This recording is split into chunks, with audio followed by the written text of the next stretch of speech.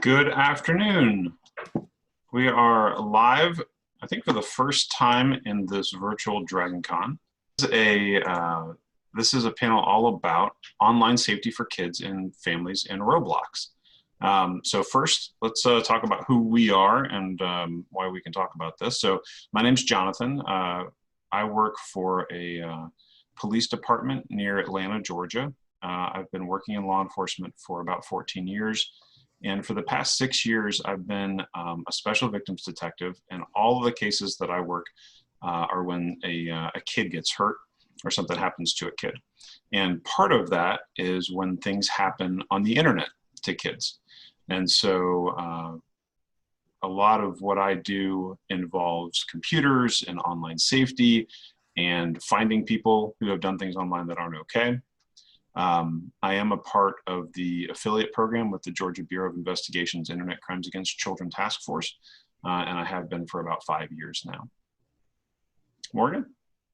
Hi, my name is Morgan, and along with being married to Jonathan and seeing firsthand some of the cases that he's worked on, I've also been an online teacher for almost 2 years now. And one of my most popular classes is a class about Roblox, where we learn to play the game safely, we learn proper online etiquette, and then we go in and we enjoy a lot of different kinds of games. So I have had, I think, an unusual experience in that I have been able to explore Roblox through the perspective of a child in the 7 to 12 age range.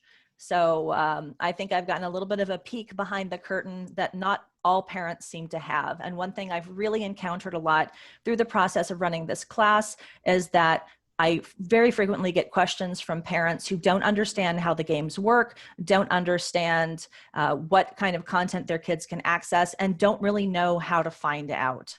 So we thought this would be a good opportunity to talk about ways that you and your kids can stay safer on this site, and ways to help your kids make better decisions about how they interact with people in the Roblox platform. And so to talk a little bit about what this event and this panel is going to be like, we're going to talk for probably about 25 minutes or so about Roblox, about online safety for kids and for families. Some of it's going to be very specific to Roblox. Some of it's going to be more generally applicable to online games and online interactions. After we get done with that, there's going to be a chance for anybody who's in the live chat to ask questions, and we can address those specifically. This is an all ages panel. We do hope that parents and their kids are going to be watching, and so all of the language and all of the content is going to be appropriate for all ages, just as a heads up. So there are kind of three main threats, three main problems that can come up when kids are playing online games, and specifically Roblox. The first one is the kids can have their stuff stolen, and in Roblox there is an in-game currency that can be generated through playing the different kinds of games, but there's also currency that is purchased with actual money. And so if a child gives their password or gives information that someone can use to access their account, not only can a child end up losing things that they have spent a lot of their time earning in the games, but there can also be real money taken. And it's not just through getting access through passwords that this happens. There are quite a few games on Roblox that are pay to play. In order to have access to the game, you have to pay for that access with Robux. And while the ones that are very popular, the ones that have a very high percentage rating of user approval, those are going to be pretty easy to identify as not being scam games. There is a whole host of duplicate games that are meant to look like popular games, but are actually fake versions of them, or games that make promises about types of gameplay, types of access to cool loot, to cool activities, that once the child has paid the Robux, they do not have access to. So it's not just about taking the money from a kid's account. Sorry, I keep saying students because I'm so used to doing this in a classroom environment. It's not just about taking the money from the kid's account. It can also be through tricking them into thinking the game that they're paying for is genuine, when in fact the game itself is designed to be a scam. And that kind of leads us into the next two areas where kids can be at risk and bad things can happen. The next one, typically they both involve adults or older kids who may be doing inappropriate things. So the second one is when a child is exposed to age inappropriate content. And I think that when parents tend to think about that as stuff involving sexual content or body parts, but the reality is that that can really include a much wider array of material. So Morgan and I, we have 3 children, and we've raised all 3 in the era of the internet. We're both Oregon Trail kids, so we're pretty well versed in it. We grew up playing games, and we were coming of age when the internet was becoming more widespread. But even still, we're always playing catch up. And our middle child, our younger son, his introduction to the idea of 9/11 and the tragedy that happened in 2001 on 9/11 was through some memes. Like he didn't have a great sense of it, but one day we were in the kitchen and he made a joke that referenced 9/11 sort of flippantly. And, you know, Morgan and I were both sort of taken aback, like, wait, that's not okay. Like, you know, we lived through that. It was pretty horrible. And so that gave us an opportunity. We had a chance to have a conversation with him about it, but it also made us realize that, hey, we need to be a little bit more diligent about making sure that even when we have parental control set up, even when we are monitoring kind of what they're doing on the internet and what they're doing on their devices, there's still just a conversation, a constant conversation happening where they're getting input, they're learning new things, but they don't always have the right context to understand what it really means. And I know a lot of my students in my classes have repeated things back during class time that they clearly did not understand the context for. Comments that could have easily come across as racist or sexist or and bigoted in some other way. And the kid has no idea that the terminology that they're using would be offensive to someone because they've seen it in a chat, and it may not be a term that gets filtered out by chat. And I think that we should take a moment to talk about what Roblox can and can't do in terms of providing security. So Roblox has 2 different mechanisms for users to communicate with each other. It has a direct message where you can chat with somebody and it pops up in a window on your profile and you're able to have conversations. But every game also has an in-game chat feature. And in the in-game chat feature, there is a pretty long blacklist of terms that people cannot use. In theory, this is meant to catch swear words, to catch any kind of inappropriate commentary about body parts. It's to curtail inappropriate relationships that might be formed, and to avoid other terms that would be, you know, insulting or not okay for casual use.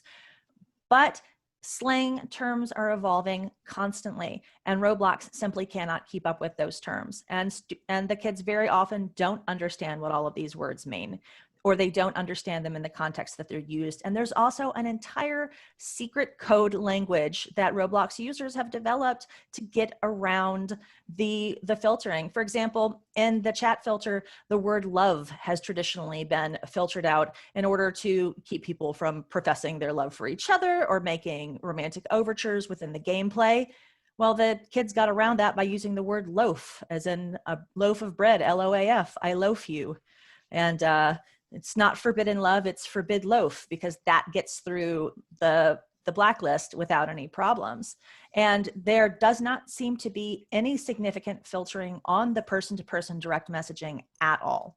So it's really good to be aware that there are 2 ways in which your kids could be having conversations with anyone that they connect with on Roblox.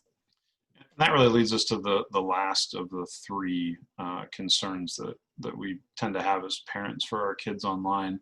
And that third one is contact with adults. While there might be innocent or accidental or incidental exposure to material that's not age appropriate. There's also the reality that there are adults who are interested in having contact with kids, and having those interactions and doing and saying things that are not okay, or asking children to do things that are really not okay for kids to be doing. And so it's really important that we spend a little bit of time also talking about how those interactions can happen on Roblox, how we can, as parents, talk with kids about what to do if those sort of situations arise, and also make sure that kids understand what the boundaries should be, and how to assert them, and how to get help if they need to. And I do want to take a minute, now that we've kind of gone through the problems that can exist and the threats that can exist, to say we have kids who play games online, and we have a daughter who really enjoys games on Roblox. Even working in my field, and with Morgan having spent so much time now online playing the games, we have not forbidden them from getting onto Roblox. We don't forbid them from getting onto the internet. It's easy to get paranoid. It's easy to feel overwhelmed by it. But you know, the main theme that's going to be coming across here as we talk is that you know, the single best, there is no silver bullet, but the thing that comes closest is communication and having respect for your children. If there's a two-way street of communication happening with your kids, there's clear expectations set, and you and your kids can have age-appropriate conversations about literally anything, and they feel safe talking with you, then the odds of them getting caught up either with somebody who's looking to take advantage of them, or just hitting material and feeling ashamed of it and keeping it secret goes way, way down. And look, I understand definitely, as somebody who has 3 kids who get really, really obsessed with the things they're obsessed with, Yeah. that you get a little tired of hearing about it. You get tired of hearing them talking about the same Roblox game. So it's easy to start tuning it out and not really pay attention to what they're telling you about the games. And I know we have busy lives. You may not be interested in the types of games they're playing, but my strongest recommendation to any parent who has a child who's playing on the Roblox platform, make an account. Take a moment to go through and look at the games your kids are playing. A lot of the games have content that on the surface looks completely appropriate, but could be a jump scare horror game. There's a lot of horror games on Roblox that are disguised as other types of games, and that can be really upsetting to kids. And when they're talking to you about the games they're playing, they may be trying to communicate some of this to you. But when you get tired of hearing about Roblox or Minecraft or Warrior Cats or Wings of Fire or any of the things your kids are obsessed with right now, sometimes you don't hit on their ability, that they're making an attempt to try to let you know something doesn't feel right, or something is bothering me. So just, you know, I know it can be tough to push through, and I think that we're all guilty of that. Like, yeah, more Roblox, sure. But taking your time to familiarize yourself with the platform, you know, go into the games they play, look at what the chat looks like, what kind of conversations are taking place in that chat up in that upper corner there. You know, look at the kind of things people are saying to each other, what kind of behaviors do they have in the game. It's worth checking in every once in a while, even if you only do it, you know, once a month. You spend 15 minutes going through some games. I think it's really worthwhile to see what kind of content your kids are playing. And it's easy to find what kind of content they're playing, because the list of games that they have been in shows up on their profile. It's not hidden. It's not a secret. You can look at your kid's profile and see exactly what games they're spending time in. So we have an 11-year-old daughter, and we have a computer setup that she uses in a common area. It's in our dining room. And pretty much every time I walk by, if she's playing Roblox, I'll stop, I'll take a quick look at the chat window. I'll ask her what she's playing. I'll ask her if she's playing with friends or just random people online.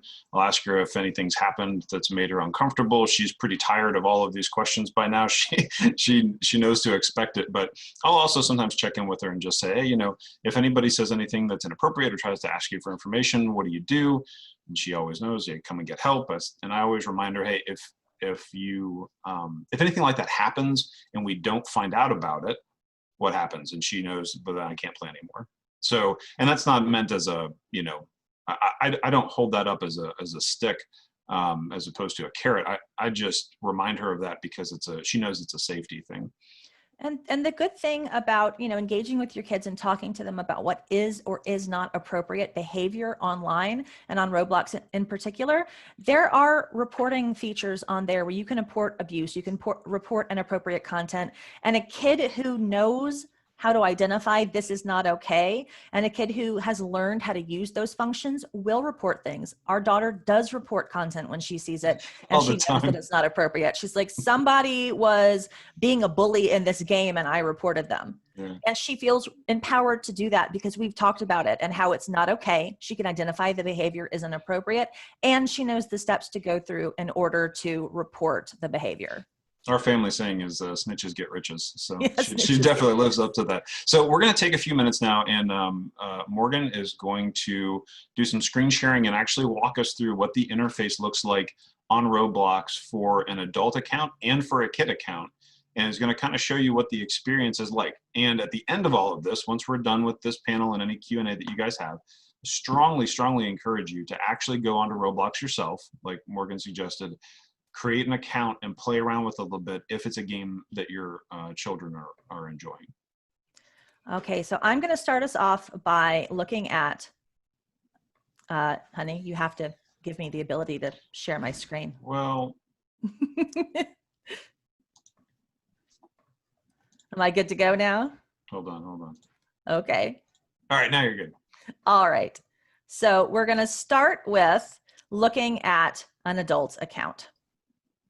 So this is my Roblox account. As you can see, I currently don't have very many friends. I'm no longer teaching the Roblox class, and so I have cleared my friends list.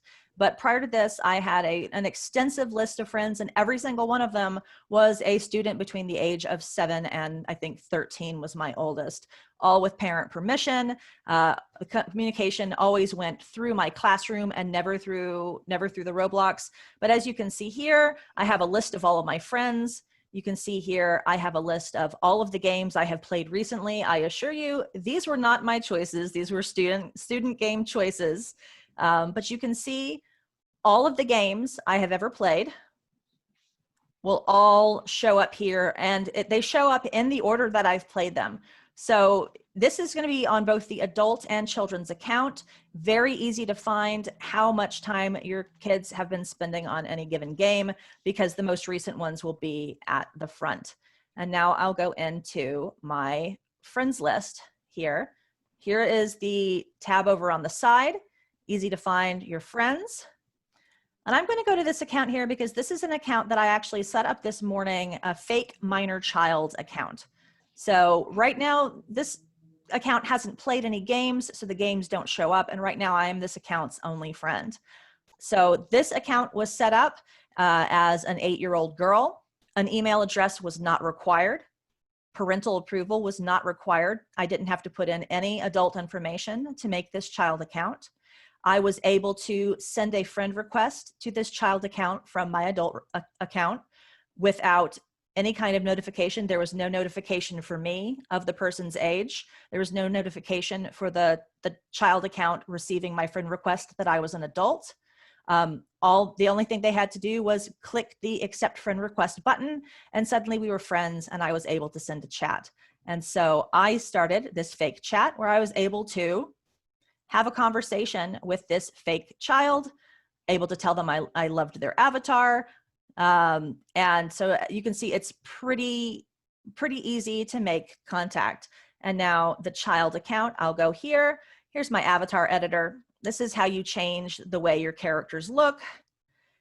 Kids really love this, and they change it on a regular basis. Messages are going to be here. You can send somebody a message just like sending it to an email box. And you can also do, of course, the chats. There's a place set up to do trades. You can do trades of items. People will purchase gear for their avatar, and you can trade that here. And of course, you have the store where you can buy things, and it's telling you you're leaving the site, but it's still a Roblox site where you can go and you can purchase Robux. And sometimes you can get Robux for free if you buy other items. Your kid might want a Roblox toys, something like that, and it usually does come with a code, either for a small amount of Robux or for specific items that they can get. So just because your kid has items that appear to be paid items in Roblox does not mean that they've actually been using real world money, but a lot of stuff can get pretty pricey. So anything else I should show them, babe, while we're in here? No, I think you were going to show a little bit about the parent or the adult, or the parent, like the reporting and all of that. Yes, yes. So just give me a second, and I'm going to get that set up. So why don't you talk for a second while I? Yeah. Again, we're looking at those chat features.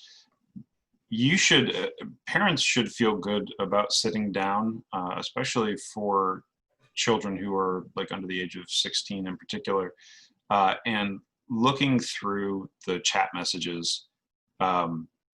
We do that with our kids. It's not a secret. It's not something that we do behind their backs. There's a clear expectation established that none of their online activity is going to be private, that we have access to all of it. And none of the kids have really, at least our children, have really balked at that. They haven't expressed any kind of anger about that or resentment. And the way that I look at it and the way that I explain it both to my kids and when I'm talking with other people is the internet's basically the world, like the whole world. And you don't take your 11-year-old or 10-year-old and drop them off, like, I was about to say in the middle of a shopping mall, which is really, that's about the most boomer thing I could have possibly thought of. But you don't take them out into the world, drop them off on the street and say, hey, go find some new friends, just encounter strangers randomly and play with them, and then I'm going to pick you up here in a few hours. Like, that would be ridiculous. You'd have your children taken away. And so the internet's basically a physically safer, but just as emotionally and mentally dangerous place as the outside world is when it comes to meeting people that we don't know and we don't know what their intentions are. So the point of all of that is, if we talk about that with our kids and just say, look, the internet's a big place. We don't know, just because somebody has a screen name or because somebody says that they are this age or this person doesn't mean that they really are. We don't know them. We haven't seen them with our own eyes. We haven't heard them with our own ears. And so, when you're chatting and messaging with people, we're always going to be able to look at that and read through it.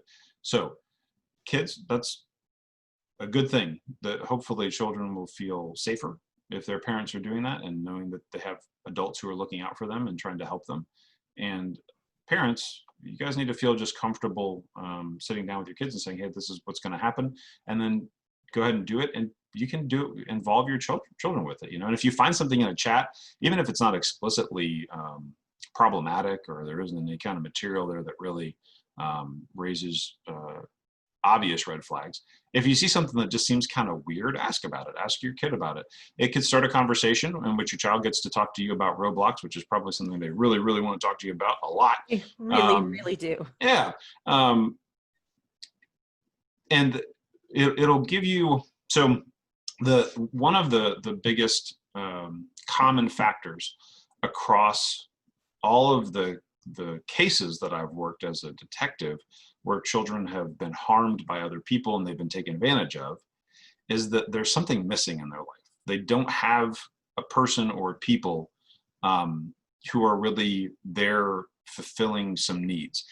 And that can mean kids, that doesn't necessarily mean kids who are like going without food or, or being neglected like significantly. It can be as simple as the parents just aren't as emotionally invested as they could be. And so it kind of leaves a little bit of a hole. There's a little bit of an opening there so that when somebody shows interest and expresses affection, the kid's really hungry for it. And they really want to feel that, They want to feel that from another person. And so the more that we can create that within our own families and in our own relationships with our kids, the less room there is for random or predatory people online to do it. And I really saw this a lot with my students. I could tell which students had parents who were not ever interested in engaging with them on the topic of Roblox, because for them, having an adult say, oh yeah, this is really cool, show me what you're doing, explain to me what you're doing, and they got really attached really fast. And I had to set some extremely firm rules about how they can contact me, how often they can contact me, how they cannot contact me on Roblox via chat. I won't answer their chats, how they cannot interact with me in games if it's not during class time. Because as soon as an adult started treating what they did as though it were valuable and important and their interest was meaningful, they were all over it. They wanted nothing more than to show me and tell me everything about their Roblox games and try and engage me anytime they saw me online. If I went onto the Roblox site, I would start getting a barrage of messages from my students because they're just so excited to have an adult who thinks what they're doing is cool. And you can be that adult, even if you got to fake it, even if you have to take some time to learn about how to use the site, it is absolutely worth it, because these kids are desperate for their interests and passions to be treated as meaningful. We throw an entire convention every year for the things we are obsessed with, for the fandoms that we love, the games that we play, the activities that we enjoy, and our kids want that too. And you can do that for them.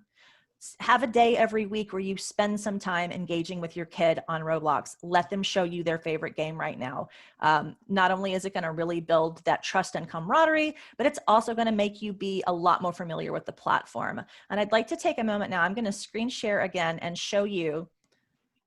Roblox has a much less brightly colored and flashy and blinky page for parents. It's easy to find, and it talks about the safety features that you can set up for your students. It talks about the avatar clothing, it talks about the reporting system, and it talks about chat filters. Now, these are things you will have to go into your child's account to set up. You need to work with your child to set up this account. There is a way to link an adult account to a child account so that you do have an email attached to it, but you have to go in and do it. So even if you don't think your child has a Roblox account, your child could very well have one and you may not be aware of it because it doesn't require this. This takes an extra step of parental engagement to go in and learn. There are parental controls that you can set, but if you don't set them, they are not there automatically. Take the time, check out this page, go through, play around with the settings until you and your child have a setting that works well for you. As your kid gets older, they may need less supervision. As your kid gets older, they may need more supervision and engagement, and you can change it. None of this is permanent. It can be changed at any point in time. But if you don't set it, I can show you right here. I was able through this child account, despite the fact that you're not supposed to be able to share real names, I was able to share this kid's real name to somebody who would have been a stranger to them because no parental controls had been set up on this site, because this fake child did not have to go through an adult in order to set up the account. So. Yeah, and I mean, at the heart of what we're talking about when it comes to engagement, I guess the thing to take away, or the easiest way to remember it, is the same things that make somebody the cool uncle or the cool aunt are the exact same things that make someone an effective predator, that make them an effective adult who can take advantage of kids. So we'll talk a little bit. So we've sort of identified the problems. We've gone through the platform itself.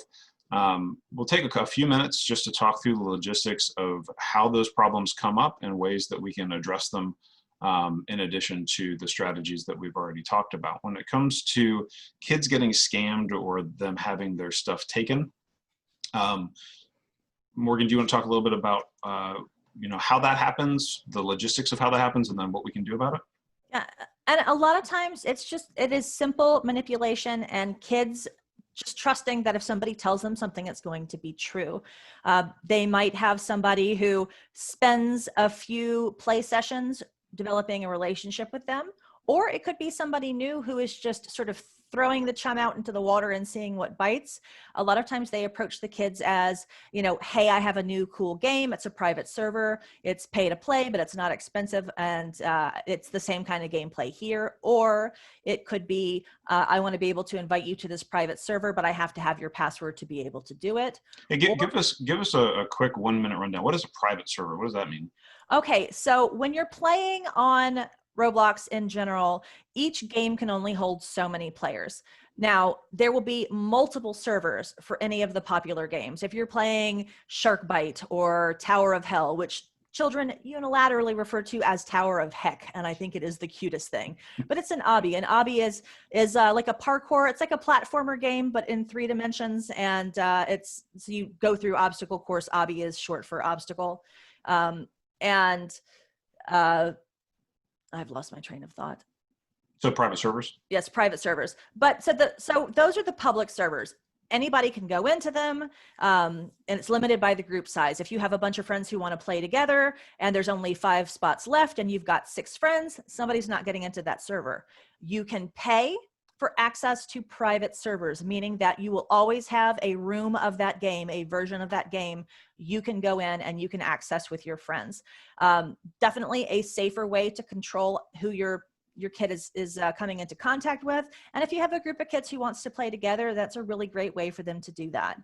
And that's just one of the things that you can purchase with Robux. So if a parent wants to set that up for their kid, and they purchase a private server like that, is the private server specific to a particular game, or is it just a private Roblox server where you could set up different games in it? It is for specific games usually. So it tends to be the games that the students really like the most. And they're not called private servers, they're called VIP servers. Okay. And so you'll set them up for a specific game. And I can show you actually I can kind of show you a little walkthrough of that process, but it's 200 Robux. You pick the game you want to do it for, you name the server, and so it won't be called, the kids are going to know it as a VIP server, but that just means it is a private channel, a private room of that game that only your kids can access. What's 200 Robux in US dollars? Oh gosh, I don't actually know the current Robux. Let me find out. Okay. Because my policy with my students in my classes was we do not play games that cost money. Mm-hmm. So right now it's about $5 for 400 Robux. Okay, so it's about $2.50 or so to set up your own, or $2 to set up your own. Yeah, and I believe that those servers are good for 60 days. They aren't permanent. You're paying for a couple months of time for that server, and you do have to set them up per game. Students who really, really loved certain games would often get private servers for those games so that we could either all play together as a group, or so they knew they could always get it in play whenever they wanted to. Terrific. So when it comes to, now that we've kind of figured out what a private or server or VIP server is, go ahead and finish up. Let us know how these, if kids are going to get scammed or they're going to get things taken, sort of how that would happen in the game. Okay, so while Robux is the main currency for the site, Robux can buy things across almost every single game. You can buy special things that can only be accessed by paying for them. Most individual games also have either their own game-based currency or game-based items, things that your avatar can wear, wings, crowns, things like that your avatar can wear that only show up within that game.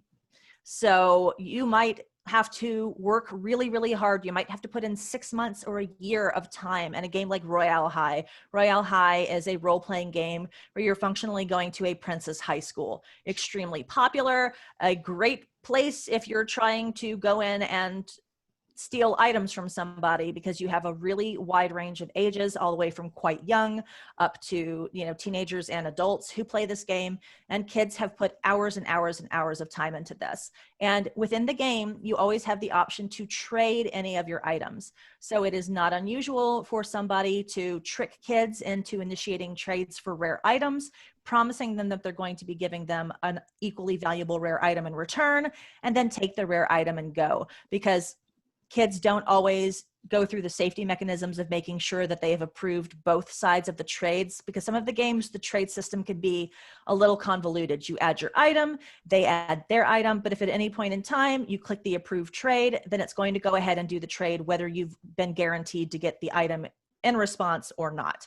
So I had a student who lost, she had the Halo for Royale High, which was the single most highly priced item in the game. She had saved up actually a lot of her Robux to buy it, her real world money to buy it, because some of these you can get through buying it with real money. Yeah. And she ended up, even though she was quite experienced on the platform, getting tricked into trading. Somebody showed her that they had the item on their character's avatar, told her that was what they were going to put into the trade. And then when she clicked the approved trade, she realized that she had been scammed and had gotten something junky in response. So. And I mean, the reality is, you know, as parents, we're not going to necessarily be able to catch all of this kind of stuff. You know, kids are going to have these interactions in these games. You can certainly talk with your kids ahead of time and just let them know, hey, just like they're a real, you know, we close our garage door and we shut the door to our house at night, and we don't leave our bikes sitting out in the front yard if your kid's a bike rider like ours, because there are people out there who, if they see something that they want and it's not theirs, they might just take it. And to the kids, these items are real. They are things they have either paid for with real money or with their time. So to you, it may just seem like, why do you care about a virtual pair of wings? It's not that big a deal, but that could represent 100 hours of gameplay that child has saved up in order to get those wings. So to them, it's the same as having a bicycle stolen. It's the same as having a favorite toy taken by somebody or broken by somebody, because they don't differentiate between something that is virtual that they've worked for and they love and something that is physical that they've worked for and they love. I'm guessing that the majority of DragonCon parents who will be watching this now or later are going to be the type of folk who might have put a fair bit of time into games like World of Warcraft. They might be able to empathize pretty easily with that idea. So, but if you aren't a game player, or you don't really get attached to sort of virtual items like that, that's really important. It is basically like an actual prized possession that they have. That's the same kind of emotional attachment. And actually, I see that we have a question from E, a 9-year-old. Actually, it's not a question, it's more of a comment about the game Adopt Me. And I'm really, really glad that you brought up the game Adopt Me, because Adopt Me, I think, is one of the most popular games on the platform. I think every kid has played it at least once. And it is primarily a role-playing game. You create a character, you can play as an adult or you can play as a child. You can get the Adopt Me portion is that you can adopt kids in the game, or you can also adopt pets. There's different pets you can get and ride. Lots of really big ticket items, limited edition items, a really, really commonplace. If your kids are going to get scammed for their items, I would say 9 times out of 10, it's going to happen in Adopt Me or Royale High. And Adopt Me is also a place where you're going to find people who are looking to foster some inappropriate or uncomfortable dynamics between themselves and your children, because there is parent-child play that goes in, and a lot of times they may be playing child characters and look for children who are playing adult characters to take care of them. And it can create some really uncomfortable dynamics. And that's one of the games, if I know that our daughter is playing, I like to check in on a pretty regular basis, because there can sometimes be some grooming behaviors that are going on in that community, especially since people come in time after time after time. They form relationships with other people through the game, and they really think of them as friends, because they're spending time doing role play. It's not, shooting, fighting, hopping, climbing. It is all about the person-to-person interaction. So yes, a lot of scamming does take place in Adopt Me. And that's a good, it's kind of a good time to move into the kind of our second and third areas of concern, and sort of how they happen and what to do about them. Exposure to age inappropriate material or contact with adults that's age inappropriate, we'll kind of lump those together now, because I think they're going to happen mostly in the same way over the Roblox platform. Certainly those kind of games and those sorts of interactions, I think, are the most concerning, or the places where we might really have the most issues.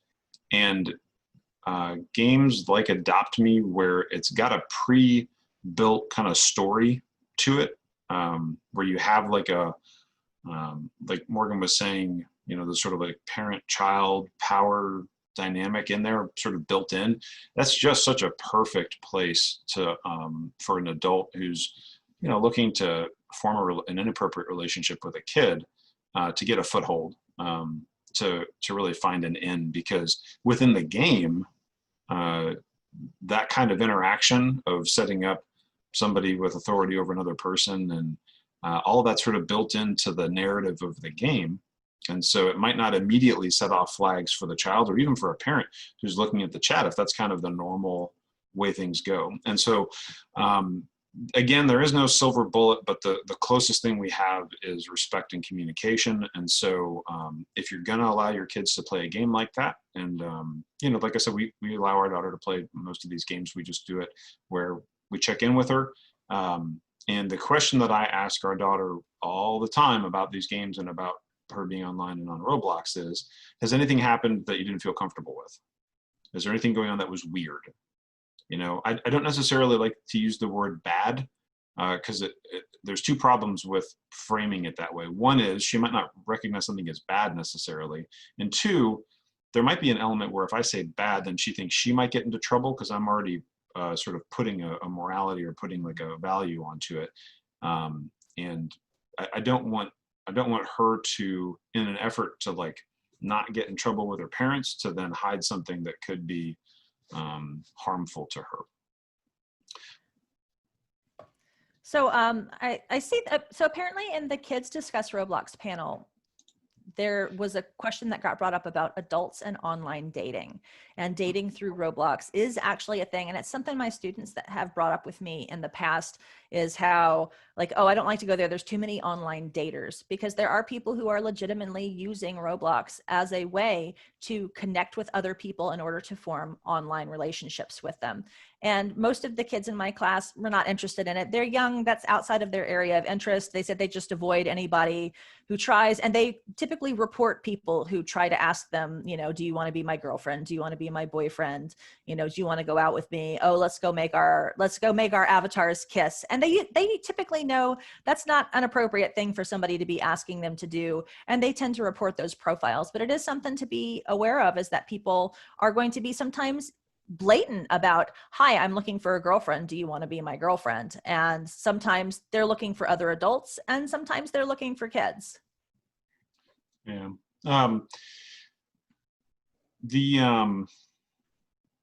I think in terms of how kids are going to hit age inappropriate material, the other big one, if it isn't something that's more social, it could be that a link or and this might not be specific to Roblox necessarily, but just in general, there will be times when people intentionally sort of post inappropriate material, inappropriate link, an inappropriate meme to a place that is a gathering place for kids online, just to be jerks. Like, that's going to happen.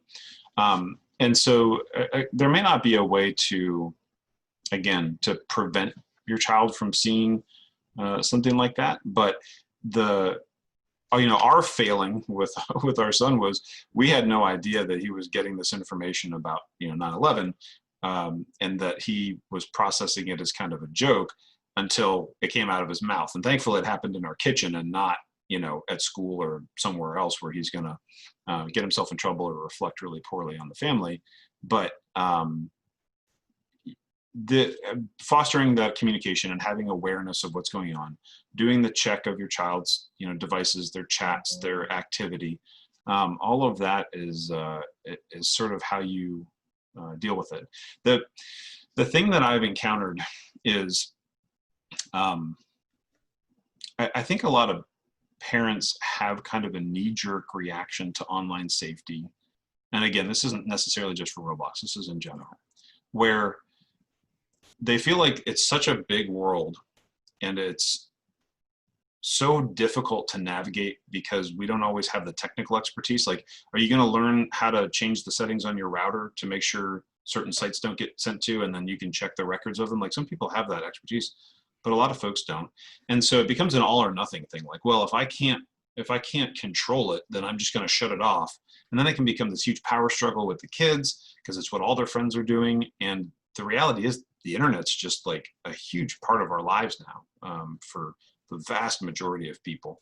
And it's a platform, and it's a technology that they're going to have to use throughout their life. It's going to be part of their school, especially right now with COVID going on. And so rather than approach it where sort of feeling helpless, like, okay, well, if I can't control it, if I can't shut it down, then there's no controlling it and it's just chaos. Think of it more like how you deal with your children and boundaries and communication with their real experiences. So if you're going to talk to them about safety and boundaries before they go to a sleepover, or before they go, they join a scouting organization or a martial art or a dance troupe or whatever, and you're checking in with them and you're asking them questions like, hey, how did it go? Did you make any friends? Part of your questions for those experiences should be, did anything happen that felt weird or made you uncomfortable? Same thing with online. Is there anything going on that's weird or uncomfortable? And just like you would go to your kid's dance studio and watch their practices sometimes and be there and watch how the adults are interacting with the kids and make sure that your kids are safe in that environment, that is sitting next to your child and playing the game with them. That is checking their chat logs and their history in the games and on the sites after the fact. All of that is just part and parcel of being, having a healthy relationship with your kid and making sure that they're safe in the online world. And it's part of an ongoing conversation about teaching your kids about consent. Teaching your kids, if you are uncomfortable somewhere, whether it is in person or online, you are allowed to say, I am uncomfortable with this. You can come to me as a parent and I will help you. You can go to another adult that you trust and they will help you. That's okay. You are allowed to leave a situation that feels weird. You are allowed to say, hey, I'm not comfortable talking about this. You are not obligated to stay stuck in that situation. And hopefully, if you've built that relationship of trust with your kid, then they're going to know that they can come to you, whether it's online or if it's in person, because for them, they really don't differentiate. To them, the spaces feel the same in a way that it still doesn't necessarily quite feel for those of us who didn't have access to the internet like this as small children. And Roblox can be a really fun and safe platform if you're engaged with what your kids are doing. It allows them a chance to run around and play in fantasy worlds with friends that right now they can't run around and play with in person. It lets them feel connected to people. They may have met kids in online classes and they want a chance to play with a friend who lives in another state or another country, and Roblox can provide that for them. I'm not anti-Roblox. I'm not somebody who's going to advocate for don't ever let your kids on there, but let them view it as they would view any other aspect of their life, where you're teaching them your comfort and your safety, your right to say, this is not okay for me, is still in place when you're online. Just because your physical body isn't there doesn't mean you don't still have some sort of control over what you should have to put up with. Yeah, my last two suggestions before we wrap up are, one, to remember that if unsafe things are happening, or if your kid is just one of those kids who is inclined to keep secrets. We've got one of our three children is a real secret keeper, like really enjoys sneaking around and getting away with things. And, we've had times where the internet was turned off for that child and devices were taken away because, we had to keep them safe. And that was just part of it. And we sat down, we had conversations about it. We didn't yell at him. We didn't scream or anything like that. But we did make it clear. So, I want to make sure I'm not advocating for not having those boundaries in place when they're needed. You definitely need them. But then the other part of it is we're talking about sitting down and playing with your kids.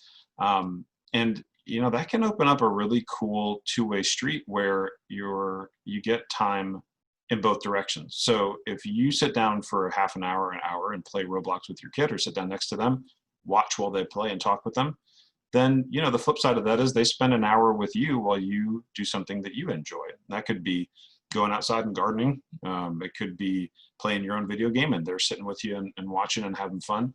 But have some reciprocity, and that's going to be, not only is that going to help you just with your relationship as a family and having a closer relationship with your kids, that is the heart of online safety for children, is they have to have guardians. That's us, the parents. They have to have guardians who they trust and who they know love them. And the only way to build trust and to express love is through providing time. I mean, that's it. That's the building block of trust and love is the time that we give people. So we have a quick question about, yeah. or a comment about bullying taking place on Roblox. And of course, anytime you have a group of people gathering together, you are going to have a situation where you can have bullying. That's why it's really good for your kids to be able to learn how to report inappropriate behavior. You can report bullies, and the larger games especially do have moderators who will come in and handle the situation. But if your kid has a game that they love and they are frequently encountering people who are bullying them in those games, this might be a situation where it's worth investing a couple of bucks and getting a VIP server where your kid can have some control over who they invite, because you can invite people that you know to join you in your server, and it creates a safer space. And you're absolutely right. Your kids should not have to leave their fun place because someone is being a bully. This is a really great opportunity to talk with them about how they don't have to tolerate being bullied, that there is some recourse that they have. Work with them, go through the steps, show them how to report if they don't know how to do it, or ask them to show you how reporting happens. They probably already know. They just may not feel like they can or should do it in that situation. Empower them to point out this behavior is not okay, and then give them an option to keep playing the games that they love in a space that's a little bit safer. So I really appreciate the folks who tuned in to the live premiere of this conversation. The recording of this is going to be available on the DragonCon Kids Track Goes Virtual Facebook page. It's also going to be uploaded in the wee hours of tomorrow morning to our YouTube, which is linked in our Kids Track group on Facebook, as well as on the Kids Track Virtual Con page. So you'll be able to watch it, and also if you want to share it with other families, other friends that you think might benefit from this, if they have kids that you know enjoy Roblox. But Morgan, thank you so much for beaming in from our other level of our house to provide your incredible expertise. And we hope that despite all the 2020 weirdness, that everybody's having a positive and healthy virtual convention. So thank you guys for tuning in.